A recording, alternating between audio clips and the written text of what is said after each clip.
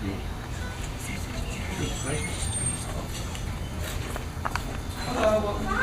The Fiedlers? Yes. Yes. Gentlemen in the restroom right now, but I'll see you first. Right this way. Happy Oh my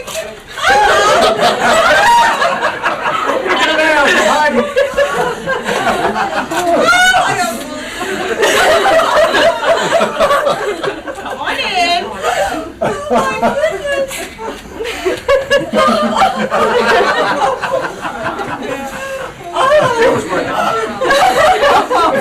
She's never herself felt. Somebody get that woman back.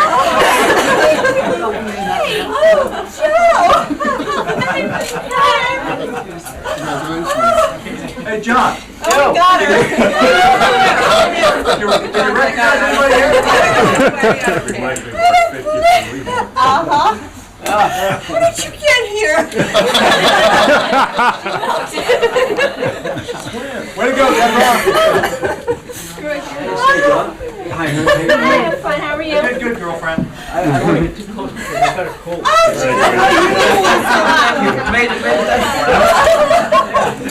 said hello and I have to go. I was at school. Everybody was having fun to say hello. I always have. Okay. So it was nice to meet you. It was a party. I'm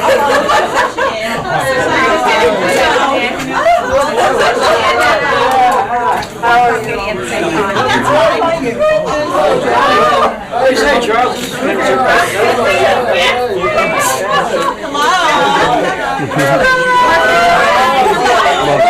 I had school this morning, so I'm leaving right now. I was like, I have to leave at 12:30. Yeah, so I got to see you. Good. Want to take care of me? That's smart. Yeah. I really did. I was riding around down here the other week when I was in Stockton. I'm like, I know this has got to be where the house is out. I couldn't find out where the heck it is. I do have a story, but it's more than just with John. John and I used to go out fishing almost every weekend a while back, and when they lived in Brick, and we got to Manasquan Inlet. And this one time we went out with Bill, so we're out there fishing, and as usual, we're getting, a whole bunch of nothing. At least I am. That was normal. Yeah. So we're out there, and we're out off the Manasquan Beach, and I'm falling asleep, and so I assume John and Bill did too. We all falling asleep. All of a sudden, we hear the waves breaking, real close. We wake up and look up, and we're like 100 yards offshore, and real close to one of the jetties out there. So we start going, and John tries to get the Johnny's Joy going. And it won't turn over, and it won't turn over, and it won't turn over. Meanwhile, the rocks are getting closer and closer and closer. And so we put out the 2 anchors, and then John decides to call the Coast Guard for a tow, hoping that he'll get, like Tows R Us or someone like that. Turns out that and these guys were both auxiliary commandants in the Coast Guard Auxiliary and all that, right? Okay, they call the Coast Guard, and who comes out to help us but one of the cutters with the commandant from the Coast Guard station. Yeah. I never heard this story. Well, for good reason. John used to tell me many things on the boat that I swore I'd never tell to anybody. But you can today. And this was one of the things that I swore not to tell. I wasn't sworn to not tell this. Now it's got on film. That's right. That's right. And with that, I would like to propose a toast to the happy couple. Okay. I mean, to 2 people that I've known for maybe 15 years out of their 30, maybe even less than that. I don't know. He's 18. Give me a break. That's true. Oh, that's right. You gotta go a little bit higher. Oh, okay. I know. Well, anyway. You remember the years you want to remember, Joe. That's right, I do. Anyway, I would like to propose a toast, many more happy years. And in the words of that Italian saint, Patrick, may you be dead and in heaven an hour before the devil knows you're dead. Oh, you're so cute. Bill, I remember that. Good story. Good lead off. You do know what that means, don't you? I know. Well, come on. Yeah. That way she'll only get a little How come every story is about John and his boat? One time when they lived in Brick, they decided to come down and visit us. They came down to visit us when they were in Brick with his boat, and we were down on the river here. Martin and I lived in the same property. And after a little conversation, I said, "What took you so long to get here, John?" He said, "I never saw so many places you could run aground." You remember that, John? But you know, my navigator over there wants to keep me out of that, you know? Was this before you two joined the auxiliary or after? No, that was a result of it, I think. I have to tell my story. All right, Diane's up. All right, quiet, everybody. Where are my children? Hiding. You see those three people ducking under the table? That was them, yeah. Well, as most of you know, I grew up in a house of 5 women. It was my mother, my grandmother, my 2 sisters, and myself. So we and a female dog. And Oh, I won't even say where that takes me. But you can think about it. excuse me for coffee. And so we got pretty comfortable with running around, as Michael would say, in our skivvy drawers. And I would routinely run around the house in my little bikini underpants and my little bra, and my sisters would do the same. We'd wear little baby doll pajamas and so forth. And then all of a sudden one day, she ups and marries this guy. And I was 17, I was a senior in high school. It was September of my senior year in high school. And so it was pretty shocking to come home one day and find your mother there with a man in her bed. And not only that... Oh, I never heard that part. Well, you know, those were in the old days when people didn't shack up, and she was, you know, very prim and proper about all that. And he never spent the night until they came home from their honeymoon. Your grandmother wouldn't let it. Sure.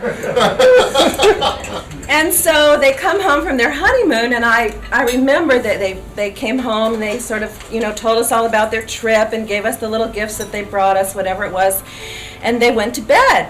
And I went into my room, and Penny was off in college, and it was Deborah and I at home, and I was laying in my bed thinking, she's in that bedroom with that man. It was like the first time. You've known him for how long? I had known him for 5 years. It was the first time. And so I remember going into the bathroom, and they were in bed, and I was in the bathroom, and I just like went and sat in the bathroom, and I couldn't quite adjust to this whole thing that now there was a man in the house. And the next morning everything changed. We couldn't run around in our skivvy drawers anymore. We had to like worry about. So what we kind of finally adjusted, and we would, I'd be like in my bedroom and have to run across the hall to the bathroom, and I would say, "Hey, Pop, close your eyes." So that I could run across. My mother can probably embellish on that, but that was the biggest adjustment with them getting married, and he's always been great to us. And you know, he never told me what to do. He never yelled at me. He never told me I did anything bad. He was always wonderful to me, and he was always there fixing my car. And when I would go off to college in my '65 powder blue Mustang, he would say, "Remember to change the oil." And I never did. Oh, now he knows that. Yeah. And you know, that powder blue Mustang really would be nice to have right now, but I never changed the oil. So that's my story. He's, you know, been my great pop ever since, and I love you dearly. Go give him a hug. Cry. What am I gonna be Cry. crossing Get this part of her. That's why I went up, okay? Oh, look how cute. Yeah, that's what they look like. That's when I had dark hair. Let's say cry. No, Bahamas. Oh, we went on that. I think we have another story here, I'm not sure. You guess one, Not sure. I can tell some stories. Oh, here we go. Aletta and I go way, way back, you know. She's my sister. We go way, way back. Way back. In fact, when I want to kind of embarrass her a little bit, I always introduce her as my older sister, which kind of irks her a little bit. But truly, she is my older sister. He's older than I am. But I am older than her. But I have two sisters. There was two. She is the elder, so I refer to her as my older sister. But I could tell a lot of stories about Aletta and I going way, way back. But a lot of good times and a lot of bad times. And we had some fun. And now we get to John. Now with John, yeah, I kind of skipped over there and Aletta. But now John, that's another story. I can remember going out with John and we say, well, we'll be back at 4 o'clock. Comes 4 o'clock, one more drift. And there we go again. So 4 o'clock to be 5, 5 to 6, and we finally get back home again. But embellishing a little bit on the story going down to Debbie's in the boat, John was a nervous wreck. We ran aground once. We were outside, we ran over the shoals. But we had a great time. But the biggest thing was tying up at Debbie's dock. Dock? No dock. Anchored out in the river. And everybody's that anchor story. right. And everybody's carrying their doggies on top of their head. We were walking ashore, and we gave Marie the anchor. And Marie's holding on to the anchor, the wind's blowing, and here's Marie skiing down the river. But that was another. But then finally we get inside, and John had a glass of wine that I had bought some cheap 5 and 10 cent stuff. John swore, best wine he ever had. He sat down, and we listened to the 1812 Overture. Over John's head with the cannons going off. John never woke up. But that's only one of a few stories I can tell about John and Aletta. But John and Aletta, great to have known you. I could tell another story about the eels, but I'll let that one go. What? About what? Oh, the eels. Eels. Oh, okay. Martin? Oh, there's one over there, Martin. Whoop, okay. Betty has a story? Oh, dear. Yeah. Lovely backlighting, No, okay. it's nothing. I mean, after hearing all the other stories, I'm glad that they lived to tell the tale that we finally met them anyway. Well, I don't know how many people of you know from Aletta and John, especially from Aletta. There's a wonderful thing back in Chesapeake called the Chesapeake Newcomers, of which we all have joined. Aletta and I were charter members 12 years ago. And at the very first meeting, we met, and a couple of us decided, well, we're going to go out for lunch. It was just 12 of us. And I think 3 or 4 people said, let's go out for lunch. So we said, okay. And Aletta and I had just met, and I said, how about going out for lunch with us? And she said, oh, I don't know. We just moved here last week, and my husband is still home with the house with the boxes. And he doesn't know a soul. He would know what to do. He's, you know. So we all said, well, why don't you call him? Hold on just a second. Could we ask you not to, because we can't hear her anyway, and it's really difficult. Can you give us like 5 minutes for a thing, please? We said, why don't you call him and tell him, I'm sure he'd like you to know that you have met somebody, they're inviting you for lunch. So she said, okay. So she made the call, came back, and she said, he said I should go. So we went for lunch. And when we met for lunch, we discovered so much about each other. We had so much in common.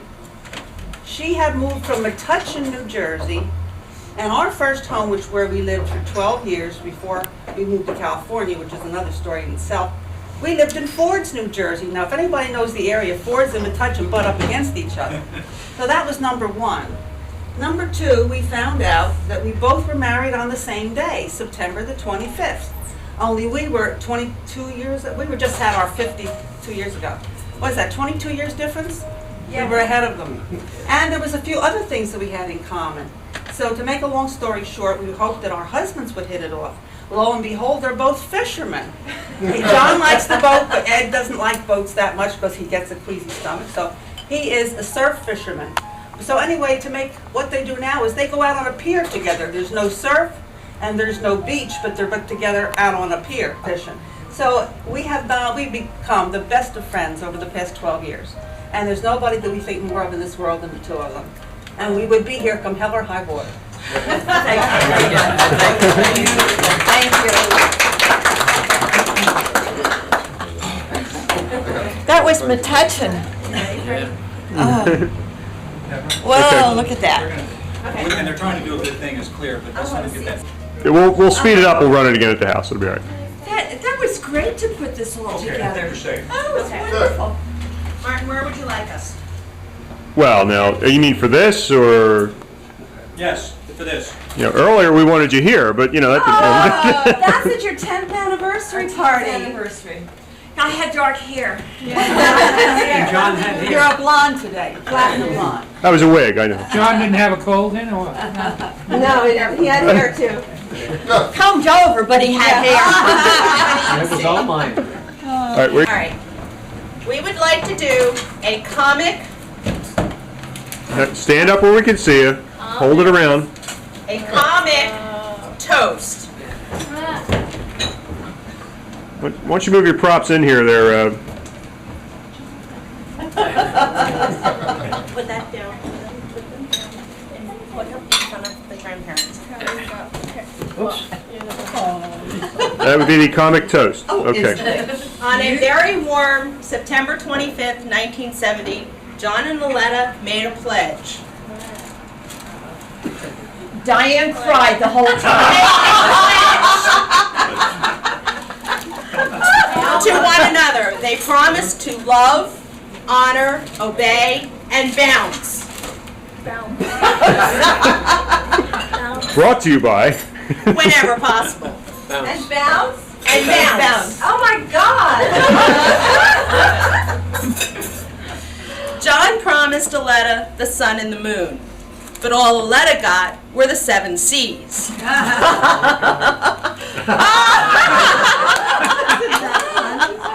Oh, that's cute. While on their honeymoon during Dawn's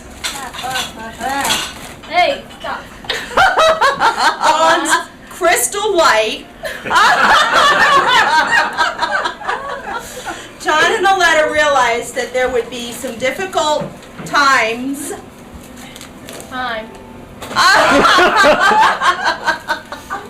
ahead, but they would also be there to cheer one another. Sure.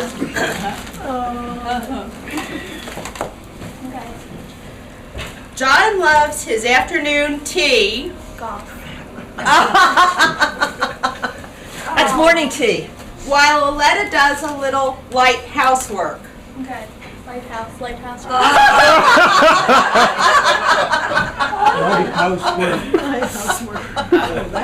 Not only are they terrific parents, but they also have been chauffeurs and band-aids.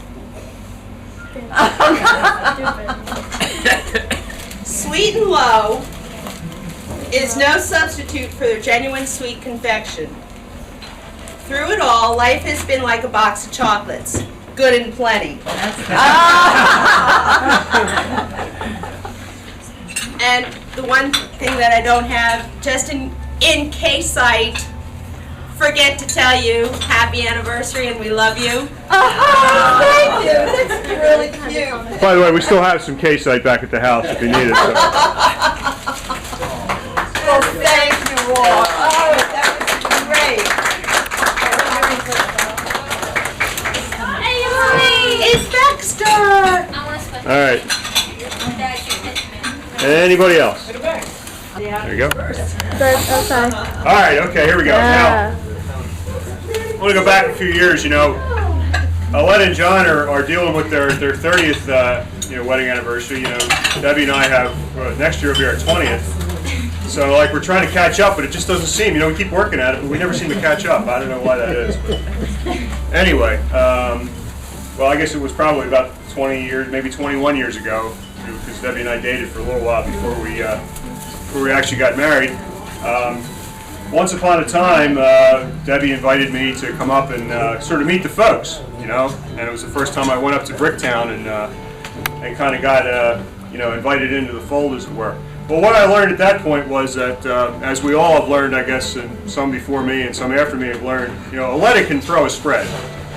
You know, she has this thing, this knack, even when we go down to Virginia now, you can walk into the house after being out all day, you know, and a half hour later, there's this huge, you know, thing on the table that, of course, what we don't always take into consideration, it probably took her 6 days to get it to that point where she could pull it out of the refrigerator, right? Oh, you're mine. See, I knew she'd do that. She denied. Anyway, I went up to Bricktown, to the beautiful house that they had up there on Ronald Avenue, and we got introduced. We sat down, and again, I don't remember whether this was the first time I was ever there or not, but you know, over the years we've had a lot of fun at mealtime. You know, I've usually managed to poke a little fun at everybody, and I think I managed to poke the most fun at myself, and this is the first time I was there, when here in the centerpiece of this beautiful table was everything just perfect, the cloth napkins, the whole thing going on, and beautifully sculpted in the middle of the table. What do you think we have? A variety of different colors and varieties of melon balls. Okay, now, I've never been a big fan of melons. Whatever it is, I just don't like the taste of it. Watermelons, cantaloupes, all that kind of stuff. Aletta has this beautiful arrangement of melon balls in the middle of the table, and she proceeds to scoop them out for everyone, and we sit down and we have our first course. Well, I said, well, here's my melon balls, and I took a deep breath and made like this was the best thing ever, and I scoffed them down as fast as I could, and I said, did that, okay, I got through that part of it. And right away, as soon as I got done, Aletta says, oh, would you like some more? And without even thinking about it, I'm still chewing on what's ahead. I don't like melon balls. It just came out, I couldn't stop myself. So anyway, there I was. And you know what, we never had melon balls again. I don't know why that is. But, no, but thanks for all the beautiful meals, thanks for all the memories, thanks for your daughter. Thank you, Mark. What was wrong with that? All right. I can say thank you, can't I? Next time we'll elope. And stuff like that. So there. Actually, I have one that my boys aren't willing to Becca. get up and... All right, thank you. There you go. Jason, look at you. That's my boy. That's him, huh? This is a telltale, a grandma story on Christmas Eve. This is probably 4 or 5 years ago. How many? 4 or 5 years ago. A couple of years ago, we went to my mother's on Christmas Eve, and the boys don't want to tell you this, but they talk about it all the time, and every year on Christmas it comes up. We were at my mother's, and we'd had dinner. We were all sitting around, we're opening presents, and Mom had been drinking wine, red wine, all evening long. She was drinking wine, and every time she would drink wine and she'd empty out the glass, somebody would pour more red wine into the glass, and all of a sudden we look over, and my mother's got every package that she's opened. She's a notorious bow saver, so every time we have Christmas, we have to have the bow collection for Mom to recycle the bows. Well, this year she decided to recycle them on her body. Every time she opened a package, she'd stick a bow in her hair, on her shoulder, on her other shoulder. She'd wrap them around her neck. She'd put them around her waist. And by the end of the evening, all the bows were on Mom. So the kids get a really good little chuckle out of Grandma and the Christmas bow story. Where's the picture? You know what? We didn't have a camera. Can you believe it? This is a part of Aletta we did not know about. Oh, trust me, it was quite a night. There's Christmas. There it is. There it There's is. Jonathan and Joey and Justin and Aaron and Jason. I wasn't born. Rebecca wasn't born. Yeah. Hey, you missed out. Yeah, she was hatched.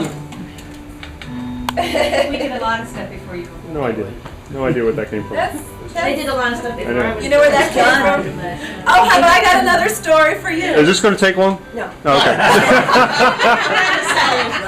Run down a tape barn. Remember the day that Michael went over to your house to take you out to lunch and you went looking at cars? Uh-oh, Yeah. truth comes out. Okay. That day I ran from work to your house and pilfered your pictures. That's where these came from. That's where these came from. Remember sitting in the gas station, and you making a phone call? Yeah. Diane was still messing around in the house, and I couldn't take you home. Oh! Oh, that was the day we were supposed to go to.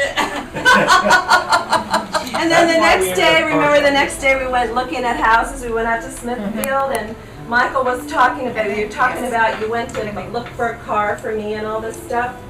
That whole day was just so that I could run over there on my lunch hour and run through all your That was pretty pictures. sneaky. That was very sneaky. You checked the cash drawer? Look at this picture. You guys. You still got your coffee Oh, pot and wow. stuff? Wow, look at that, Turn huh? that around a little bit. Who are those people?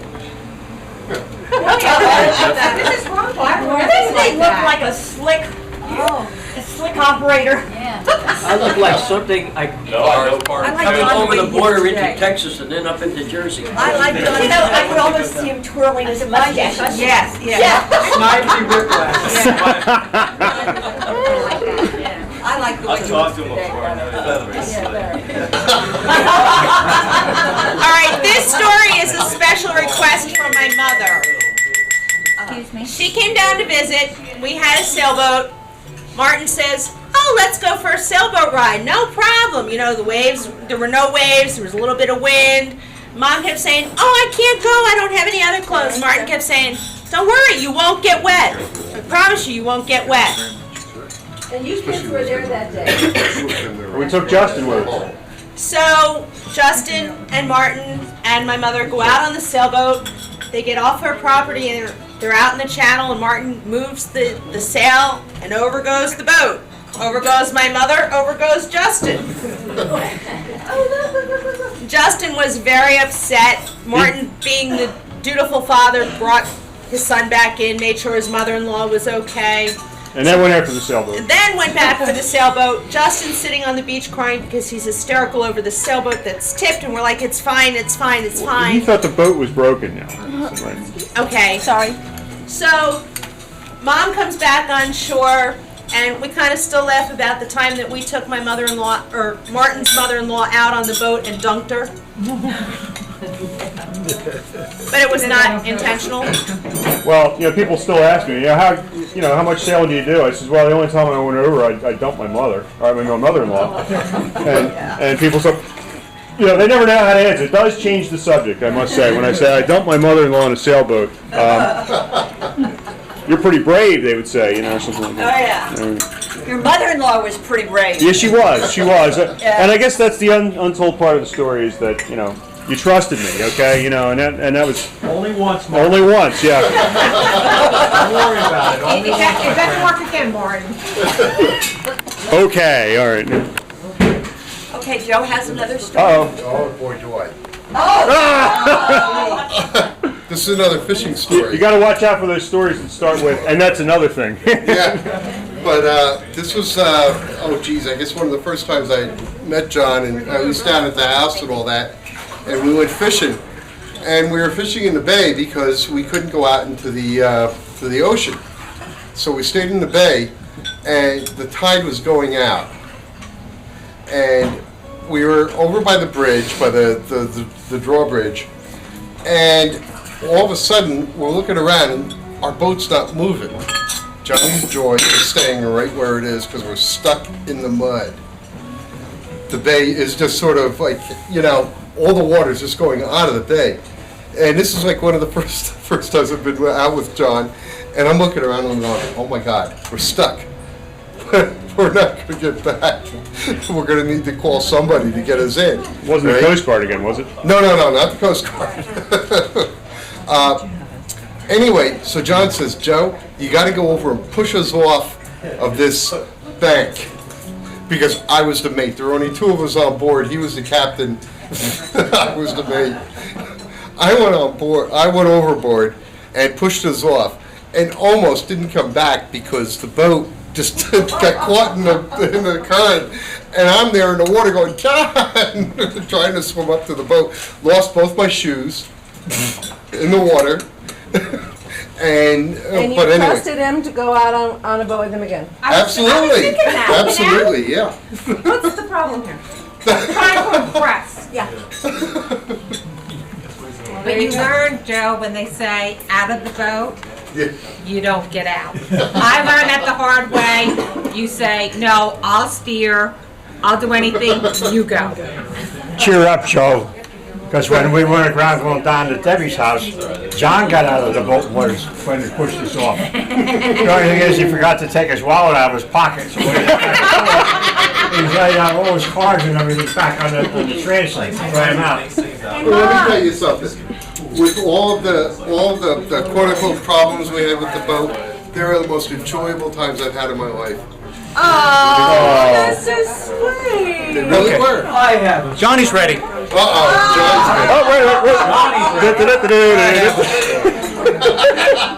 We'll get back to going down, coming down here. Move over to the doorway so everybody can see. Still bossing. Still bossing. A little further bossing. Okay, how about that room, John? It was 30 years, John. We left Point Pleasant and we decided to go outside because it's going to be faster. Well, the storm kind of came up. We could see it off in the east. I was sweating because there was no place to put a boat in except on the beach. But we had a couple people that were as calm and they could probably go out in any hurricane. Aletta and Marie sat on the box where the engine was, and they yacked, and they yacked, and they yacked, and they yacked, and they yacked.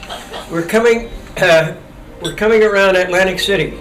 In Atlantic City, you have to be about 4 miles out if you want 4 foot of water under you. And you really have to get out there. And they yacked, and they yacked. But they didn't know. I was praying as I was taking us down there, because that storm really looked wild and really started kicked up. But I don't know how they did it. They yacked, and they yacked, and they yacked.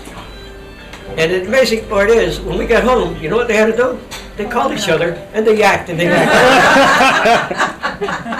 That was a good trip, John. The thing is, and Charles, this is for you, when we came down there, we had that day a low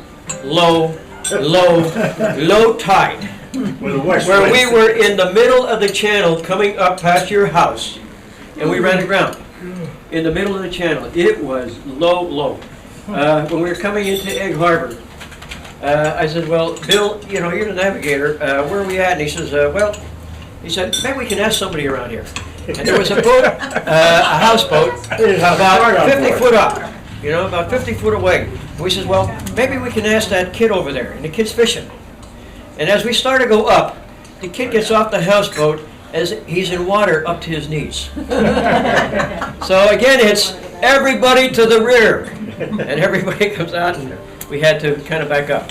But it was quite an experience that I would never go through again. I know.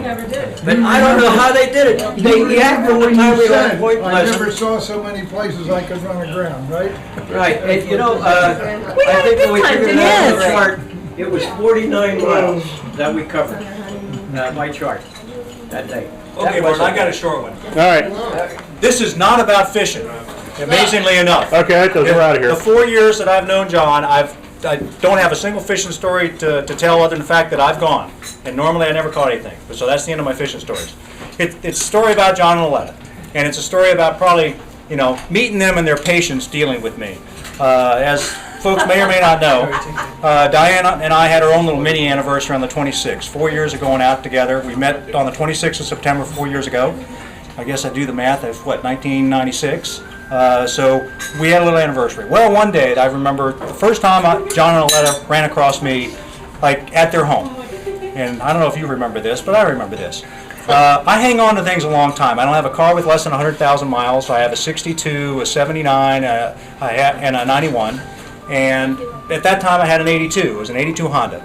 I bought it when I was in the Marine Corps as a young lieutenant, and at the point in time where they first saw it, had somewhere close to 215,000 miles on it. And it was one of the ugliest cars you probably would ever want to see. Those who also know Diane, she also has a certain level of living and a standard of style and an expectation of appearance. And let me tell you this, that Honda met none of those. In fact, it came nowhere close to any of those. The fact that it had 4 tires was the closest that thing came to an automobile that she would find to be acceptable. And God bless them, her parents also understand that Diane has a certain sense of style and who she usually finds that with, you know. And I'll tell you, the day I showed up and they met me, and I came in my 1982 Honda with 217,000 miles on it and my dog in the back. And it's rusted. It was 3 different colors of paint. It had a different colored door. It had dents and dings and bangs and everything else. And we had a lot of things. I don't know about character, but we showed up on their doorstep, and you know, they were nice and gracious and social. And we went in and we got the spread. And John talked about fishing, as he always managed to do, about any conversation. Did you get melon balls? No melon balls. But at the end of the day, when it all was time to leave, when it was the end of the day, and they had this habit, and God bless them for it. Because you'll always remember that when they send you down the road, they walk you to the door, you do your hugs and you do all of that, they walk you to the door and you get in your car, and a lot of people, you know, they see you get in the car, you start to drive away. Not John and Aletta. You back out of the car, you turn around, they're still there. They're just still at the door, they're watching, making sure everything's okay. And you're driving down their little cul-de-sac road and you look in the rearview mirror and they're still watching. And you can wave at the end of the road and you see a little hand behind the door. They're still watching. And you turn the corner and you can tell until you get past the line of sight where you've gone down the road and over the fountain, they're still watching to make sure you're going to be safe. And I can remember looking in my rearview mirror as I drove away in that little Honda with their daughter and my dog and my rust bucket. And they were watching and they were going, oh my God. What was that? My daughter is with someone who drives that? And I know for years, because I still drove the Honda. And then, just to keep the Honda in Diane and my life, I gave it to Jonathan. And he drove it for a year. And it was in their driveway and sprucing up their neighborhood. So we have all that, the early stages of John and Aletta being very accepting. And I really appreciate that, because, you know, I mean, I came in at, you know, I mean, I'm just like sort of different for your daughter. And there's a lot of... Well, you know, it took a number of years. I'm trying. She picked out this. She picked out this. She picked out those. What, no WhatsApp? She picked out those. No. What about your wallet? Did she pick that out? I did. She did, in fact. And more than once, Diane or her son have picked that portion. So God bless her for all those things. But thank you very much for being so accepting of me. And thank. Look at the baby.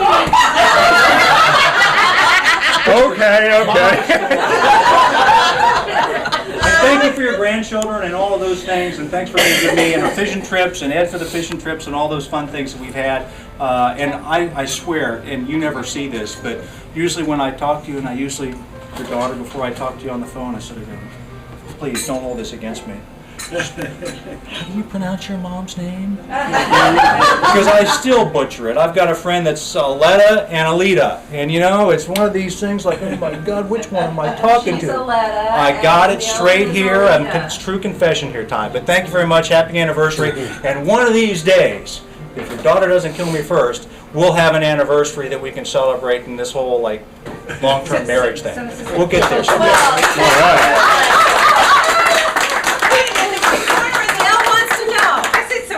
Proposal? Not yet. I had proposed to her a couple days ago, and she said no, not in that way. Obviously, you didn't clean up that well. No. Would you please answer the question in the corner? There's a question. John, sit down. John, sit down. I just wanted to say one thing. I think about the time you were getting to know each other, and we would be getting together. And I heard from John about Michael. He's a nice guy. Yeah, he's a nice guy. How'd you like to hear that? That day he's talking about... And the only other thing, wow. How many people have you seen be able to do that? Not many. And the only other thing I want to close, God, John, I love you. I do love you. I love you dearly. I love You're a you. gyrene? I love you, man. We're allowed to hug too nowadays. Hey,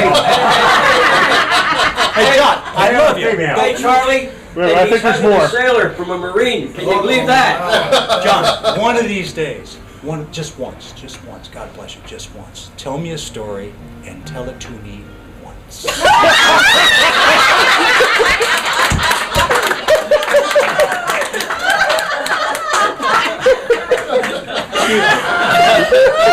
I love you, man.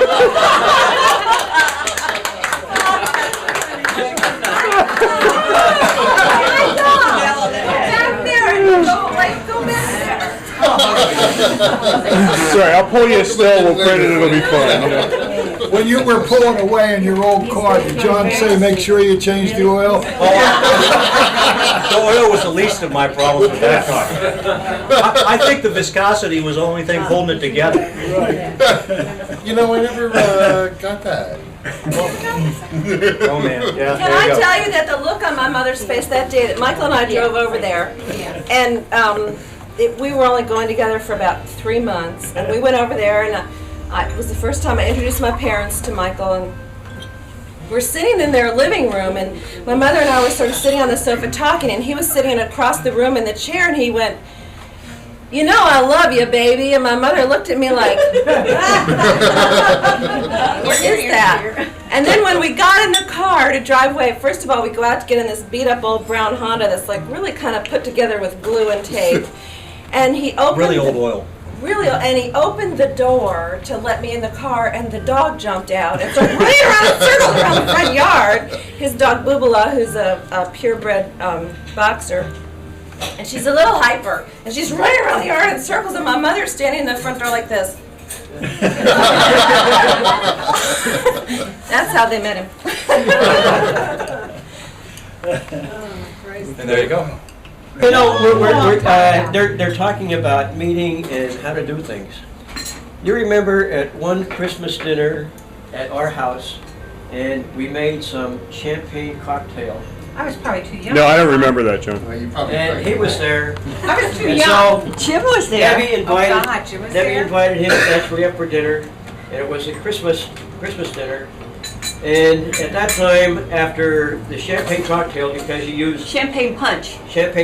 because you use vodka, you use rum, Is that the you year use I I fell think down a the little stairs? brandy, and then you have a little champagne, and you throw in a little orange juice, and put it over a big chunk of ice and all that sort of stuff. The first one is like John. a little bitter. Step back so everybody can hear you. Come on. 30 years, I'm still taking orders. You got 20 more to go yet. We had this, and the first one goes down, now it's a little dry. The second one tastes pretty good, and by the third one, you feel no pain. And the dinner was finished, and I just happened to come into the room, and there's this big tall guy, and he's standing at the end of the table, and he's trying to say something. And Jill was there, and she said, "Quiet, everybody, he's trying to say something." And he stood up there, and he's trying, and he's trying, and he's trying, and then he says, "Debbie, will you marry me?" Okay? So it's not very often that you're someplace when somebody is going to marry your daughter, right? Well, if I And can the only just thing I can say is interject. maybe I ought to patent that champagne cocktail, and for some guys that don't have the courage, we ought to slip them a couple, you know? John, if Yeah. I can interject, he Good didn't actually ask me to marry him in front of you. What he said was, "You're all invited to a wedding." Right. See, he had already proposed to me out on the porch. There you go. And we were sitting at the table, and he says, "You're all invited to a wedding," and y'all sat there and went, "Huh?" You missed it anyway. Okay, well, It was the so only much thing, fun. that's why I asked for Jill, because she was there and she was saying, "Give this guy a chance, he's trying to say something, he's trying to say something." He's Well, trying you to say have something. to go back What? You have to go back? to what went on that day. All right, do we have to go now? You have to go back. You have to go back. Okay. Stand over here. Stand over here. Right, stand over there. Yeah. Right. Everybody drank the champagne punch that John made. And by the time we got to dinner, everybody was feeling pretty good. Wearing bows. Huh? Wearing bows. Oh, absolutely. Wearing bows. And Martin and Jill went out in the kitchen and they were carving the turkey. Which, by the way, was normally John's job.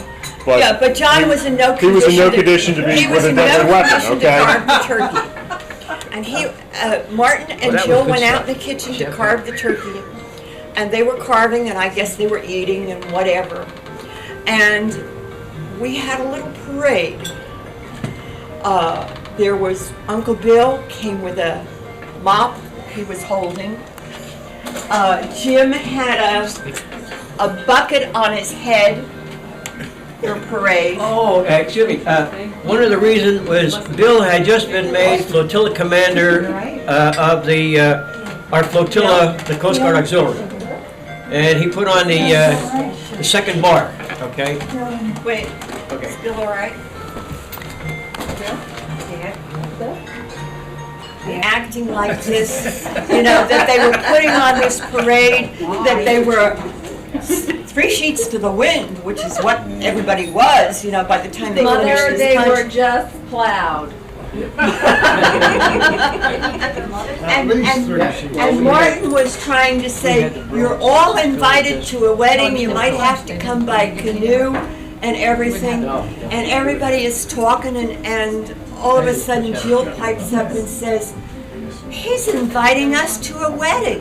Doesn't anybody recognize that he's inviting us to a wedding? And so we said, oh, who's getting married? Was Martin and Deborah were getting married. But the important thing is I didn't take it as a hint that I could have said, okay, maybe, whatever. I could have just said no, Maybe it's not such a good idea. Yeah, maybe this isn't working out. I really want to be in this family. Yeah, exactly. So I anyway. didn't even know about it at all. I called you. Afterwards. But we had a good time. But, my mother was very against her children and grandchildren were acting like this. All right. Okay, so that's the end of my in story. 80. That was a good Who? Deborah and Martin? Right. 81. 81, so it was 80. Okay, I can say that I don't remember because I was probably taking care of Jeremy. How's that? He was, I don't know where I was. He was a I was baby. not Probably there. out by the pool or something. Penny was there. I was not there. Yeah. Diane, But it wasn't long after you were that. there? I wasn't there. You weren't You there. weren't there. Oh well. I really wasn't there. Okay. No, but I I really believe wasn't you. there. This was your first No. test. Wait a minute. I really wasn't there. I've had a number. Because that was the Christmas that I got pregnant with Jonathan. Which is the year though that you came out and one of them was sick? That was 79. Right, and we Jason- rode up to my doctor's. On Christmas Eve. That was Right. 79. See, even you called me to call the doctor. Yeah. It's a shame these people don't know how to call the doctors. No. Jason was throwing up Jason all was- over the place. Jason was Needed to know that. solid. Oh, please, thank you. Oh, please, but you didn't have to ride up with her. I had to drive 45 minutes in I the found car with Diane at the her. right point in life. The children were almost gone. Well, I drove 45 minutes with a neurotic mother crying. What am I going to do? He almost died. I know, but I've always done those trips by myself. I couldn't find anybody. I was very afraid. She was. I was very afraid. But I thought to myself, I was very I afraid. had a doctor. Dale got me into her doctor on Christmas Eve, and this child drove from my mother's house to the doctor's office like this limp. Diane, is that celebratory Brought commentary? it up. Well, then you can just move on. There you go. I believe we were talking about people making telephone calls for people for doctors. Don't we have any nice, fun stories? Still have a 17 and a 19-year-old. Oh, that's right. I forgot. You started later. Whoa, yeah, whoa. And she ended later too. Huh? What was that, Martin? Did she end later too? Yes, she did. Got you thinking, didn't it? Yeah. Yes, she did, because I was done when she was just starting. And he was, you know, like 12 or 13 when. However, you're gonna put those. Hello? Here's the shot. Yeah, hey. Diane, how come you're not making a bow hat for the Mom? occupation for him. Yeah, no, Wizard of Oz or something. Wizard of Return to Oz. Hey, John, I gotta get a copy of that and take it down to Emerald Park. I want you to know I'm paying for your retirement. Oh, really? Oh, Yes. Okay. Still buying the good stuff, huh? $100 some odd dollars worth of it. This is from Barbara. My niece Barbara. Oh, a lighthouse. Oh, isn't that nice? Thank you, Barbara. Candles to put in it. Oh. You see that for miles around. Somehow you take it off. Yeah. Which ship are they on? Horizon. Oh, I was on that ship. That's a nice one.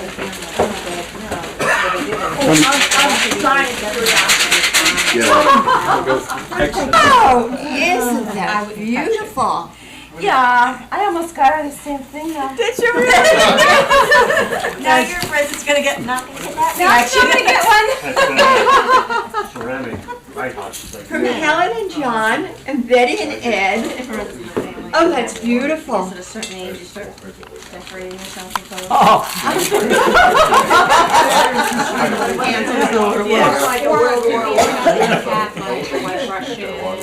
It's not saying anything. Have you noticed that? I'm just speechless. I've seen that advertisement. I thought, oh, it's so beautiful. What did you have in the last drink at the bar? White. She had family. Shame on you. I gotta scan it. John with his hat on. He's giving me a heart attack. That's his lighthouse. Yeah. Oh. Oh, that's